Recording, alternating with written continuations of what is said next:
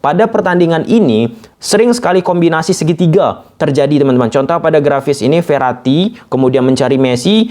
Posisi Messi, Neymar, Mbappe itu rapat teman-teman. Sedangkan sisi winger akan diisi oleh Bernat dan Kehrer di sisi lebar lapangan. Dan ya, dari segitiga kombinasi yang mereka mainkan, Messi, Neymar, Mbappe pada pertandingan kali ini yahut banget. Kayak ulang coba-coba. Ya, teman-teman, kita bahas Liga Prancis. Ya, ada Messi tentunya di situ. PSG kalah menghadapi Nantes. 3-1 skornya. Kalau kita lihat pertandingan tersebut, teman-teman, banyak sekali PSG menghasilkan peluang. Tapi sangat mengecewakan lini depan dari PSG yang diisi oleh Neymar, Mbappe, Messi, teman-teman. Dan kalau kita bicara tentang statistik juga, XG, angka harapan gol, peluang-peluang diciptakan oleh PSG menyentuh angka 3 ke atas. Artinya sekali lagi banyak peluang yang dihasilkan minor dari efisiensi dalam memanfaatkan peluang tersebut. Hal itu yang disampaikan oleh Pochettino seusai pertandingan, teman-teman. Kecewa terhadap klinisnya ya, tidak klinisnya pemain-pemain PSG dalam memanfaatkan peluang. Berbanding terbalik dengan Nantes, teman-teman, secara klinis mampu memanfaatkan beberapa peluang aja untuk menciptakan gol. Oke, kita masuk ke dalam pertandingan. Di awal-awal pertandingan, ini berkali-kali terjadi, teman-teman. Pertandingan ditutupi oleh kabut asap yang tercipta dari flare ataupun petasan yang dinyalakan oleh pendukung tuan rumah. Pada momen ini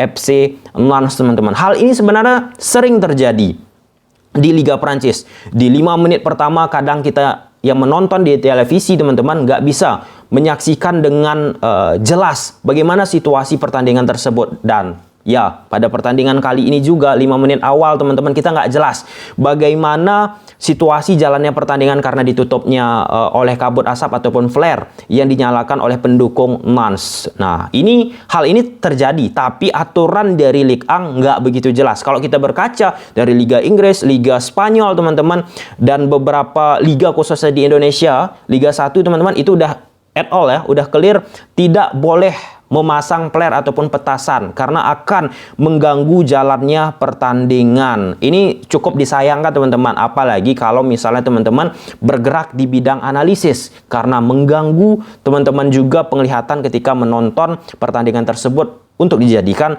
analisis. Oke, kita masuk ke pertandingan, teman-teman. Pada pertandingan kali ini secara jelas juga nyata FC Nantes, teman-teman, berani juga mengambil inisiatif untuk melakukan pressing. Contoh pada grafis ini, pada saat build up yang dilakukan oleh Keylor Navas, pemain-pemain dari Nantes, teman-teman, agresif melakukan pressing dan membuat kesulitan juga ya PSG dalam mensirkulasikan bola. Ini penting karena secara nyata FC Nantes juga tampaknya ingin memenangkan pertandingan kali ini, teman-teman, dengan melakukan pressing-pressing yang agresif yang menyulitkan pemain-pemain dari PSG. Itu jelas, tidak hanya menunggu di tengah lapangan ataupun low block mereka terapkan, tetapi mereka juga berani agresif untuk merebut bola tersebut dan berbalik menciptakan peluang. Oke, pada pertandingan kali ini PSG dominasi dengan 70% penguasaan bola dan bla bla bla bla lain sebagainya, teman-teman. Tapi kalau kita bicara sekali peluang terjadi di menit ketiga, teman-teman, pemain-pemain FC Nantes langsung bisa memanfaatkan peluang tersebut untuk menjadi gol. Counter dilakukan. Lini belakang dari PSG, teman-teman, dari sisi organisasi buruk sekali. Buruk sekali, teman-teman. Marquinhos, Kimpembe, mungkin inilah dia ya, terlalu overconfidence. Secara teori, pemain-pemain dari PSG unggul segala daripada Nantes. Dan kalau kita bicara tentang klasemen juga, PSG di peringkat pertama, Nantes di peringkat kelima. Jauh sekali tertinggal poinnya. Nah, ini bisa juga terjadi, teman-teman, ketika PSG sudah jauh poinnya dari posisi Nantes. PSG juga secara jiwa kompetitif daripada masing-masing pemainnya, dari satu match terjadi penurunan di Liga Prancis itu sendiri. Dari satu match lainnya menurun. Nggak ada jiwa kompetitif. Sedangkan kalau misalnya di Eropa kan dituntut untuk terus kompetitif. Contoh Liga Champions yang sedang terjadi bagi PSG. Jelas ya, teman-teman. Nantes melakukan pressing, menyulitkan PSG, kemudian melakukan counter, menyulitkan PSG juga, dan banyak sekali tercipta gol dari beberapa peluang yang mereka ciptakan. Dan kemudian, teman-teman, tetap pemain-pemain dari PSG ketika build up yang mereka cari itu Messi yang turun ke bawah. Yang menariknya lagi, pada pertandingan ini sering sekali kombinasi segitiga terjadi, teman-teman. Contoh pada grafis ini, Verratti kemudian mencari Messi. Posisi Messi, Neymar, Mbappe itu rapat, teman-teman. Sedangkan sisi winger akan diisi oleh Bernat dan Kehrer di sisi lebar lapangan. Dan ya, dari segitiga kombinasi yang mereka mainkan, Messi, Neymar, Mbappe pada pertandingan kali ini yahut banget. Kita sebagai pecinta sepak bola menikmati pergerakan hasil create yang mereka cipta, teman-teman. Tapi sayangnya Messi, Neymar, Mbappe pada pertandingan kali ini tidak memiliki efektivitas dalam memanfaatkan peluang tersebut. Saksikan aja lah, banyak sekali peluang. Kalau kita hitung di menit 27 aturannya ya, PSG sudah bisa mencetak 4 gol sampai 5 gol.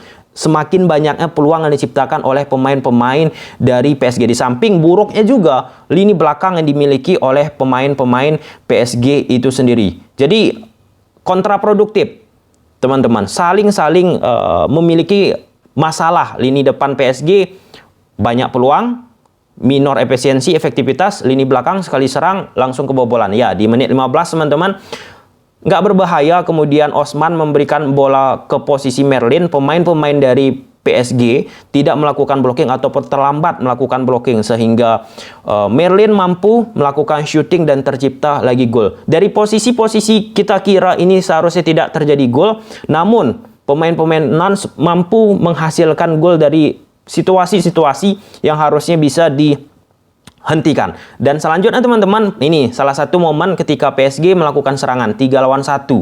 Messi, Neymar, Mbappe, Neymar, Wijnaldum, tapi tidak bisa menciptakan peluang dari situasi seperti ini. Sungguh sangat mengecewakan, teman-teman. Bisa dihentikan oleh penjaga gawang dari Nantes. Kemudian kita saksikan pada grafis selanjutnya di babak kedua, 5 back diterapkan oleh FC Nantes. Memang dari awal pertandingan Verratti tetap mencari Messi dalam mensirkulasikan bola, itu nyata, teman-teman. Kenapa? Saksikan aja lah, nonton lah ya, teman-teman. Kalau kita lihat, hanya 3 pemain yang paling besar memberikan kontribusi. Messi, Mbappe, Neymar plus Verratti. Yang lainnya hanya melihat Messi, Neymar, Mbappe melakukan create ataupun hanya melakukan passing-passing.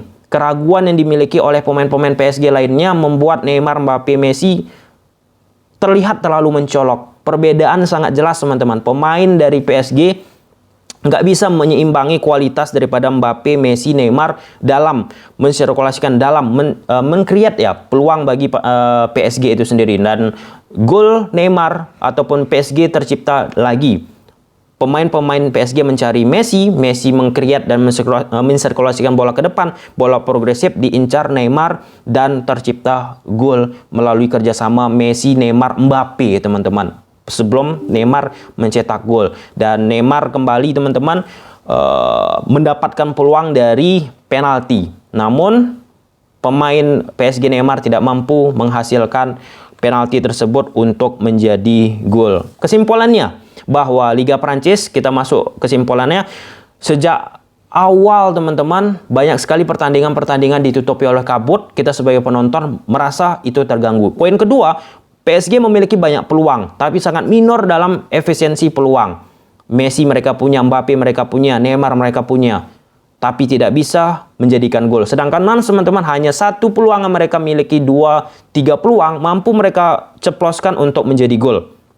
Kemudian pada match ini salah satu yang menariknya kerjasama dari Messi, Neymar, Mbappe, segitiga yang terjadi terus-menerus yang mampu menghasilkan peluang, merepotkan daripada Nantes dari sisi organisasi pertahanan.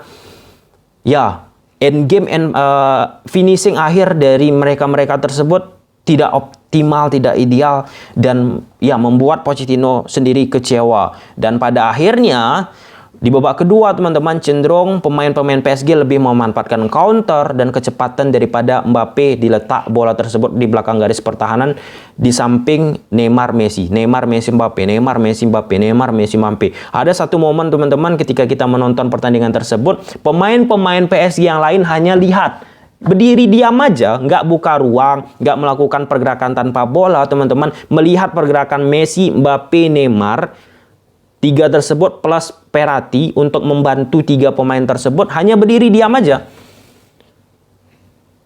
Hanya berdiri diam melihat permainan kombinasi yang dilakukan Messi, Neymar, Mbappe. Artinya di sini, selain daripada andil besar Pochettino juga dalam meramu taktikalnya, ada ketidakseimbangan antara pemain-pemain sebagian PSG yang di starting line up match ini dengan tiga pemain ini, Neymar, Messi, Mbappe. Mereka tidak bisa mendekati level mereka tersebut. Dan bahkan salah satu contohnya teman-teman, Bernat yang harusnya memberikan bola ke Messi, Messi sedikit berkeluh kesah. Dalam tanda kutip ya, quote and quote, menegur Bernat. Cara seperti ini loh, bukan kayak gitu loh dalam melakukan cutback. Cobalah saksikan pertandingan tersebut, banyak peluang tapi minor dalam sisi efektivitas dalam memanfaatkan peluang. Dan ada satu pertanyaan lagi, ya kan posisi PSG dengan posisi peringkat 2, 3, 4, 5 kan jauh. Mungkin ini salah satu bisa menjadi penyebab ya. Tidak ada faktor kompetitif membuat beberapa pemain kadang di satu pertandingan di Ligue 1, di dua pertandingan Ligue 1 teman-teman down untuk bisa secara kompetitif terus konsisten. Oke, sampai sini aja videonya. Bye.